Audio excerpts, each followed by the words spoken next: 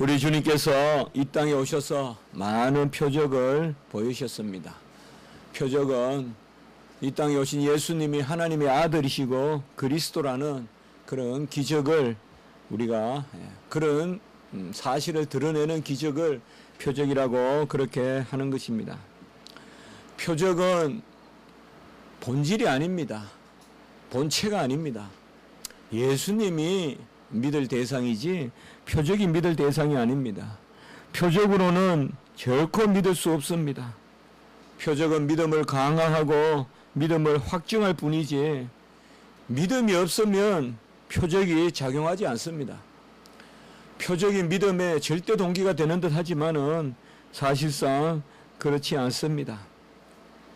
많은 사람들이 특히 유대인들이 표적 신앙을 가지고 있었습니다. 그들은 자나깨나 표적을 구해서 하늘을 보고 땅을 보고 또 물질을 보고 또 내 모습을 보고 그렇게 믿었습니다.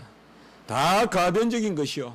하늘도 변하고 땅도 변하고 체질도 변하고 다 변하는 것인데 그것을 소망을 두고 믿으니 일희일비 좋을 땐 좋고 나쁠 때는 나쁠고 정말 갈릴리의 날씨보다 더 변덕스러운 것이 바로 이스라엘 사람들이다. 수시로 변하고 수시로 풍랑이 일었다가 수시로 잠잠했다가 하는 것이 그들의 마음이었다. 표적을 보고 믿는 사람은 오히려 표적으로 주님을 거역합니다. 분명히 현상을 보고 쫓아다니면 플러스 알파가 아니라 마이너스입니다. 현상만 쫓아다니면 분명히 주님을 거역하고 배반하고 주님을 그릇 이해하고 주님을 죽일 궁리를 합니다. 그들이 표적을 구했지만은 결국 실로암에서 소경이 눈을 뜨고 그리고 나사로가 나았을 때 그들은 결국 뭐 했습니까? 그런 표적을 통하여서 오히려 주님을 죽이고자 하잖아요. 잠잠히 하나님을 믿어야지 이러쿵 저러쿵 하나님을 믿고 이랬다 저랬다 이 주는 좋았다 저 주는 싫었다 모이면 매번 내 마음의 정서대로 내가 기분 좋으면 잘 믿고 내가 기분 나쁘면 하나님도 없고 그런 것은 온전한 신앙이 아니다. 우리의 소망은 잠잠하게 말이에요. 이 땅은 어차피 많은 우리가 찬송을 드렸지만은 참 죽을 일 쌓였고 이 세상에 공고한 일이 많고 이 세상에 걱정된 일이 많고 찬송을 드렸지 않습니까? 얼마나 이 세상은 공고한 일이 많고 죽을 일 쌓였고 이 세상에 근심된 일이 많고 그 평안이 시리로다. 그 평안이 시리로다. 하나님이 우리에게 은혜를 주시는데 그러나 우리는 미련하여서 조금 참 온몸이 건강해도 그저 가시 하나 박히면 죽을 둥 살 둥 그냥 내가 죽었다고 생각하고 가시 하나 박히면 못 견뎌하고 작은 가시 하나 박히면 어찌할 줄 모르고 하는 그것이 바로 우리의 모습이 아닌가. 이스라엘 사람들 정말 종교심이 뛰어났어요. 지정학적으로도 그렇고 그들이 보면 여러 외침도 많고 그러기 때문에 종교심이 뛰어났다고 보여집니다.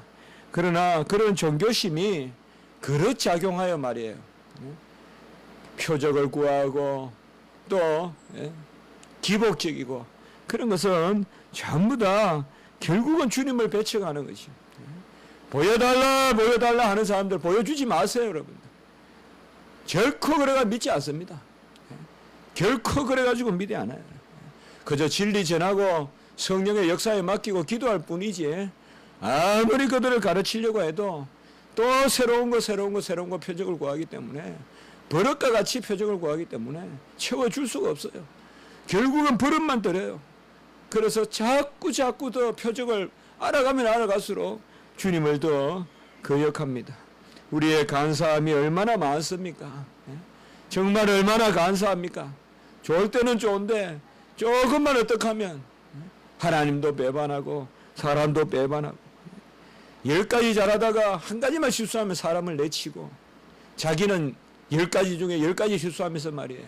다른 사람은 조금만 잘못하면 그냥 그것만 확 침소붕대 해가지고 그 사람을 비판하고 이런 것들이 다 표적신앙이에요. 버릇이에요, 버릇.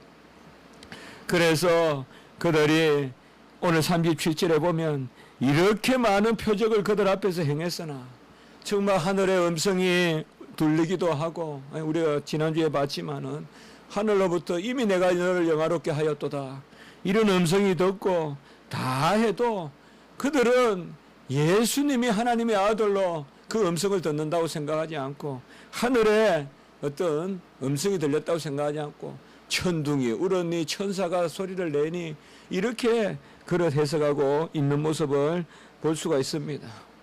이 시대에 하나님은 두 가지 표적을 표징으로 주셨는데 그건 세례와 성찬입니다. 이제는 더 이상 보이는 걸 우리가 추구하면 안 돼요, 여러분들.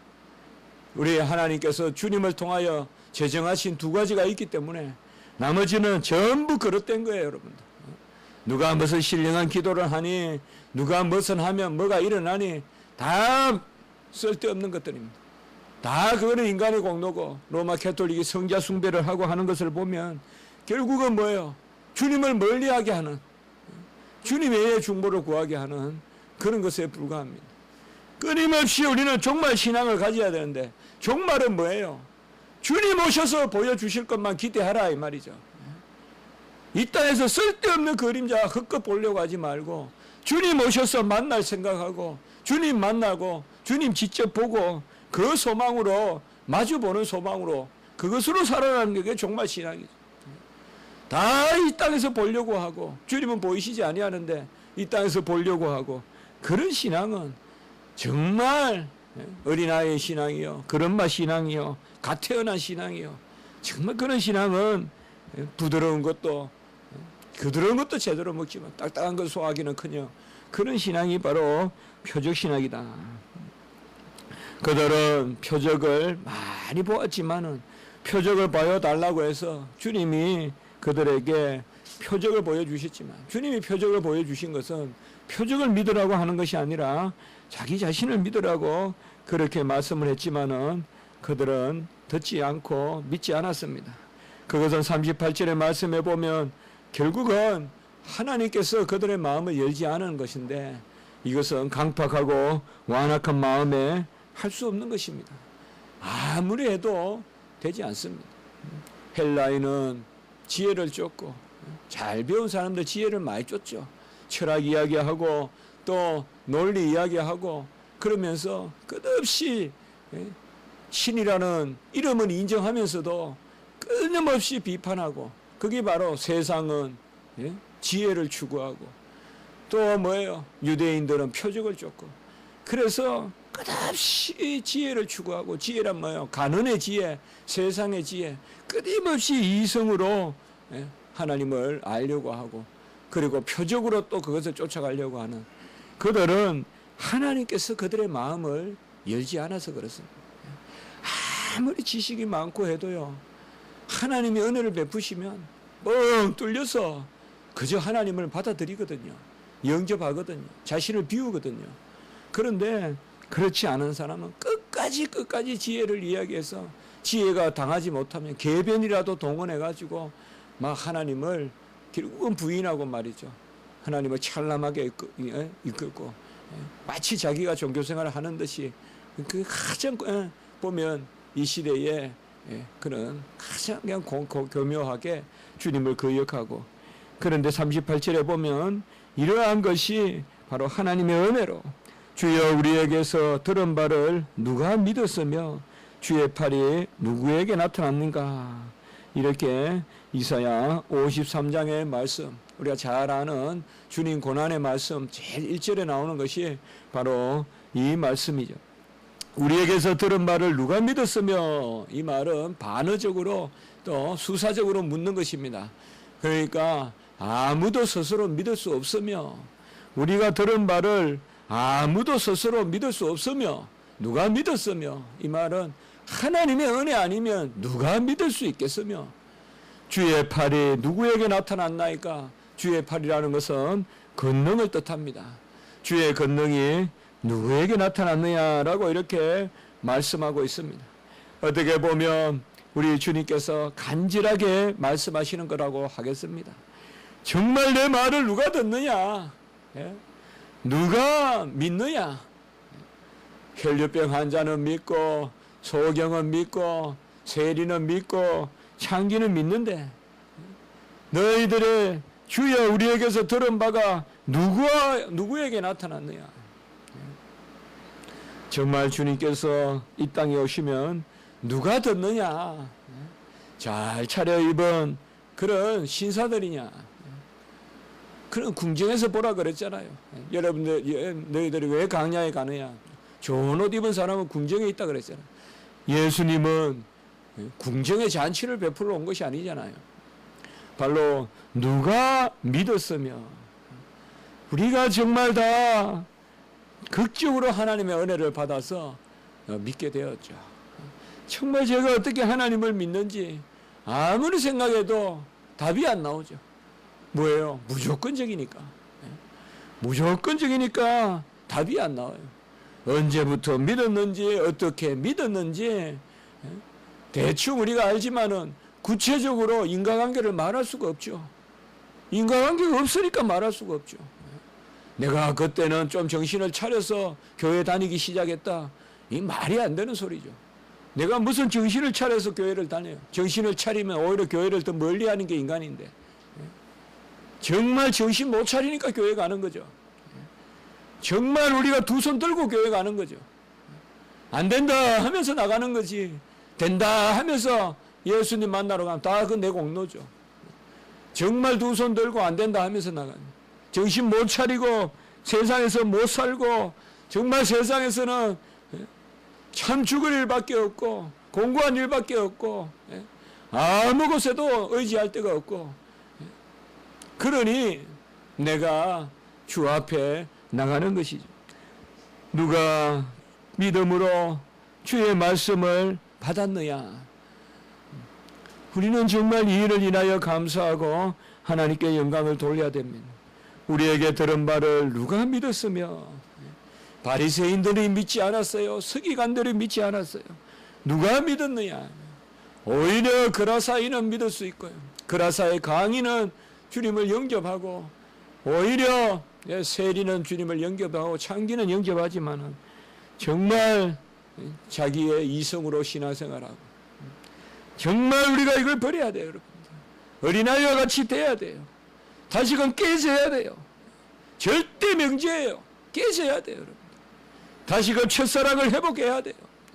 습관적으로 믿으면 안 돼요. 내가 잘 믿는다고 생각하면 안 돼요. 저 사람은 왜 저래 믿을까? 저 사람은 왜 저럴까? 그렇게 말하면 안 돼요. 그게 큰 문제예요. 내가 문제예요, 내가 문제.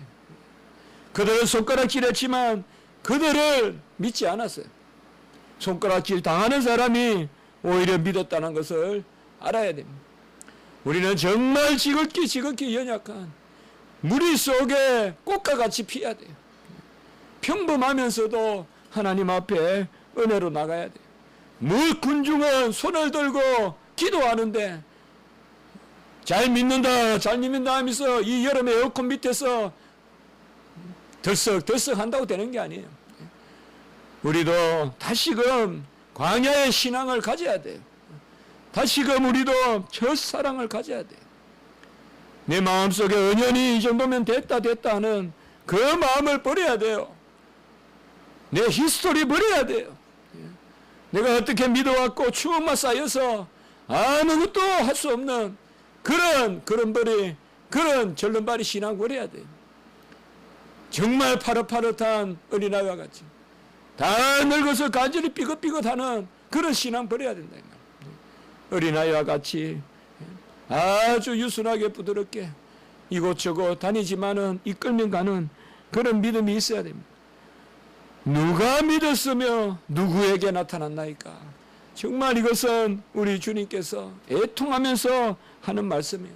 저들은 저렇게 구하면서도 믿지 않는데 표적을 구하고 보여달라 하면서 아무리 오병이어를 보여주고 아무리 가나 혼인잔치에 그걸 보여줘도 그들은 믿지 않는다.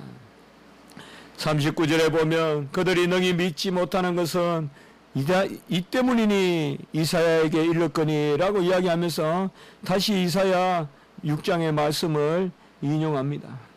이것은 하나님께서 그들을 정하지 아니하셨다는 그 이야기입니다. 그들의 눈을 멀게 하시고 그들의 마음을 완고하게 하셨으니 눈으로 보고 마음으로 깨닫고 돌이켜 내게 고침을 받지 못함이라 하려 함이라 라고 이렇게 말하고 있습니다. 들어도 듣지 못하고 봐도 보지 못하고 마음도 온전하지 못하다는 것입니다. 하나님의 은혜가 문제가 아닙니다. 예정을 했기 때문에 그들이 하나님을 탓해서 하나님이 우리를 믿지 못하게 했다라고 말할 수는 없습니다. 하나님은 모든 사람이 구원에 이르기를 원하십니다. 우리 주 예수 그리스도의 공로는 충분하십니다. 그러나 그들이 완악한 심령으로 스스로 그들의 눈을 닫았어요. 스스로 그들이 그들의 마음을 닫았습니다. 하나님은 모든 것을 정하시지만은 하나님 편에 이유가 있지는 않아요. 하나님 때문에 그들이 믿지 못한 것이 아닙니다. 칼빈은 그렇게 이야기했죠. 햇빛이 악취의 원인이 아니라 죽음이 악취의 원인이다. 하나님의 은혜의 빛은 역사하는데 죽어 있으니 더러운 것이 드러나는 것이죠. 썩는 냄새가 나는 것이죠. 그렇기 때문에 우리는 하나님을 탓해서는 안 된다. 여러분들, 우리가 생명의 떡을 먹고 죽음에 이를 수 있겠습니까? 생명의 떡을 먹고 죽음에 이를 수 있겠냐고요. 자기가 흠먹어서 체하죠. 떡이 문제가 아니죠, 여러분. 자기가 그릇 먹어서 취하는 것이죠. 분명 주님께서는 신명기 29장 4절에 보면 깨닫는 마음과 보는 눈과 듣는 귀를 오늘 여호와께서 너희에게 주지 아니하셨나이다. 신명기 29장 4절에 말씀하고 있는데요. 깨닫는 마음과 보는 눈과 듣는 귀를 주지 않았다. 이것은 불평하는 이스라엘 백성에게 말이에요. 그리고 금송아지를 만드는 이스라엘 백성에게는 너희에게 듣는 마음도 보는 눈도 듣는 귀도 보는 눈도 깨닫는 마음도 주지 않는다라고 이렇게 말씀하고 있습니다. 여러분, 백주대낮에 불을 피워서 금을 녹여서 금송아지를 만드는 이것이 아론과 더불어 금송아지를 만드는 이것이 이스라엘 백성의 신앙입니다. 하나님은 생명을 살리려고 빛을 주시고 불을 주셨는데 그들은 그것을 이용해서 녹여서 우상을 만들고 있습니다. 가장 더러운 냄새가 어떤 냄새입니까, 여러분들? 향기입니까? 악취입니까? 가장 더러운 것은, 가장 우리가 맡을 수 없는 냄새는요, 악취와 향기가 섞였을 때 나는 냄새예요. 향수가 더러운 사람에게 발려졌을 때는 가장 씻을 수 없는 냄새가 나는 거예요. 자연에 썩는 냄새는, 우리의 분뇨의 냄새는 그렇게 더럽지 않아요, 여러분. 그것은 우리가 순간 코를 막지만은 기억할 만하진 않아요. 분뇨의 냄새는 코는 막지만은 다 우리가 자연의 냄새예요. 그러나 진짜 썩는 냄새, 진짜 우리가 맡을 수 없는 냄새는 향수를 막 쳐바르는데, 막 뿌리고 다니는데 몸이 더러운 거예요. 몸에는 악취가 나는데 향수를 뿌리면 향수와 악취가 그냥 어떻게 그냥 조합이 돼가지고 가장 더러운 거예요. 향수가 문제가 아니에요, 여러분들. 하나님은 항상 우리 인류를 사랑하셨어요. 한 번도 인류를 버리시지 않아요. 하나님이 먼저 버린 적 없어요. 에서와 아담과 하와와 먼저 버리지 않아요. 그들이 섞어버려요. 그들이 여호와를 안다 하면서도 죄를 짓고 아주 그냥 섞여버리는 것입니다. 순수하지 못해요, 여러분들. 우리가 깨야 됩니다. 내 자신을 깨뜨려야 돼요, 여러분들. 먼저 경주했는데 뒤집니다. 가장 안타까운 게 바로 그것입니다. 내가 먼저 뛰었는데 하는 순간에 꼴찌하고 있는 거예요. 훨씬 늦게 뛴 사람이 더 빨리 달려가요. 한국교회가 지금 그런 모습이에요. 한국교회가 지금 그런 모습이에요. 좀 먼저 뛰었다는 사람들이 전부 세습하려고 들고 전부 제대로 제정신이 아니에요, 여러분. 다 교회마다 소식 들어보면 다 그래요. 이렇게 엮이고 저렇게 엮이고 아들이 없으면 사이를 세우고 그런 것들이 지금 한국교회의 모습이에요.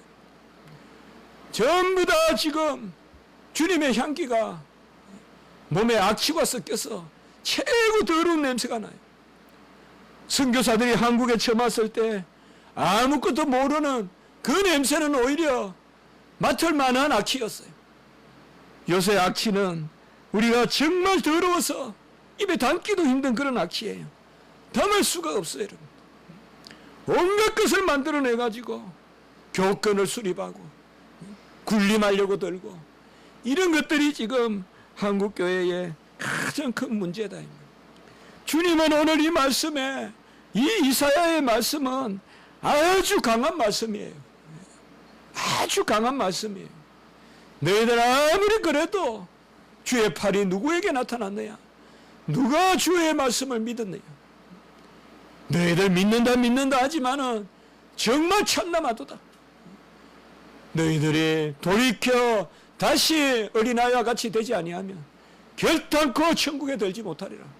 그것을 지금 주님께서는 말씀하고 있습니다. 깨져야 됩니다. 저도 깨지고 여러분도 깨지고 우리 십자가 지기 교회도 깨지고 정말 표적의 신앙, 습관의 신앙, 이만하면 됐다는 안주하는 신앙 다 우리가 버려야 됩니다. 그들은 세상 것을 붙들고 보면 출교를 당할까 두려워함이라. 이미 우리가 읽었던 9장 22절에도 보면 정했거든요. 그들이 딱 내부적으로 이제 나사렛 예수를 믿거나 선포하면 출교시킨다. 그 출교를 당할까봐 바로 그들은 드러나게 말하지도 못하고 그러나 믿는 사람은 있었다. 7,000명과 같이 믿는 사람은 있었다라고 이렇게 말하고 있습니다. 항상 주님께서 믿는 백성은 숨겨두십니다.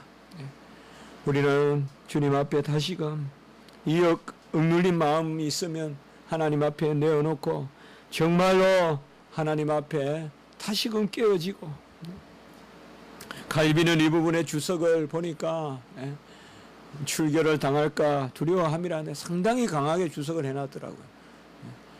정말 이러한 두려움을 가진 사람은 성도가 아니다. 세상 때문에 염려하고 세상 때문에 주의 복음을 전하지 못하고 세상 때문에 주의 종이 올바르게 바른 말을 못한다면 이것은 주의 종이 아니다. 성도가 아니다라고 강하게 말씀하고 있습니다. 오늘 43절에 보면 왜 이렇습니까? 그것은 사람의 영광을 하나님의 영광보다 더 사랑하였기 때문에 라고 말하고 있습니다. 급속도로 주님을 믿는 신앙은 처음에는 주님을 바라보는데 자꾸 사람을 바라보게 되는 그런 신앙이 되어버립니다. 정말 우리가 많이 기도해야 됩니다. 한국교회를 위해서 많이 기도해야 됩니다. 장로교 좋다 할 필요 없습니다. 장로교도 다 썩었습니다. 감리교 나쁘다, 무슨 성결교 어떻다, 순복음은 어떻다 말할 것 없습니다. 하는 거 보면 다 똑같습니다. 이게 지금 한국교회입니다. 개혁되어야 됩니다. 바꿔야 됩니다. 변화시켜야 됩니다. 아주 어울리지 않는 옷을 입고 다닙니다. 너무나 어색해서 조롱거리가 되는 옷을 입고 다닙니다. 정말 조롱거리가 되는 옷을 입고 다닙니다. 정말 목회자들에게, 사역자들에게, 성도에게 어울리지 않는 것을 입고 다니면서 남이 욕하는 줄도 모르고 그저 그것이 무슨 면류관이나 되는 줄 알고 즐거워하면서 배를 내밀고 얼굴을 내밀고 다니고 있습니다. 이것이 지금 한국교회입니다. 그런 거리가 겸손하지 못합니다. 전부 교만한 팔자걸음을 걷고 있습니다. 이것이 지금 목회자들의 모습입니다. 장로의 목사의 기도에 가보면 전부 보면 걷는 거 보면 그들은 피우면서 걷고 있는 거예요. 이것이 바로 오늘날 우리의 모습입니다. 하나님 앞에서 우리는 다시금 오늘 말씀은 우리 주님께서 애통하면서 그들이 카봇 영광을 구하는데 하나님의 영광을 구하지 아니하고 사람의 영광을 구한다. 이 영광은 자랑입니다. 하나님을 자랑하지 아니하고 사람을 자랑한다. 이런 것을 우리가 놓고 기도해야 되겠습니다. 애통하고 답답한 심령이 있지만은 하나님 앞에 내어놓고 뭐든지 돈 없으면 안 되는 돈으로 정치하고 돈으로 선거하고 이런 것도 우리가 바꿔야 되겠습니다. 한국교회는 개혁되어야 됩니다. 어떤 교회보다 쓰고 있습니다. 가장 지금 맡을 수 없는 악취가 나고 있는 것, 그것이 바로 우리 한국교회입니다. 오늘은 우리가 주님의 이 말씀, 주님이 강하게 이제 주님께서 어떻게 보면 강하게 책망을 하신 말씀인데요. 이 말씀을 기억하면서 사람의 영광을 하나님의 영광보다 더 사랑하였더라. 이 말씀을 기억하고 우리가 하나님 앞에 기도하는 오늘 한 날이 되었으면 좋겠습니다. 한번 기도드리겠습니다. 거룩하고 자비로우신 하나님 아버지, 은혜와 사랑을 진실로 감사합니다. 그들의 표적을 구하고 지혜를 구하고 그들이 아버지여 주님 앞에 구하였지만 정작 그들은 표적을 보여주면 보여줄수록 더욱 주님을 배척하고 주님을 죽이고자 하고 세상의 아버지여 가난의 눈과 출교는 두려워하면서 주님은 두려워하지 않는 그런 모습을 우리에게 보였습니다. 하나님 아버지, 우리가 사람의 영광을 구하는 것인지 하나님의 영광을 구하는 것인지 우리로 깨닫게 하여 주시고 사람에게 핍박당하고 욕을 얻어먹더라도 하나님을 기쁘시게 하는 일을 하는 그런 저희들이 될 수 있도록 주여 도와 주시옵소서.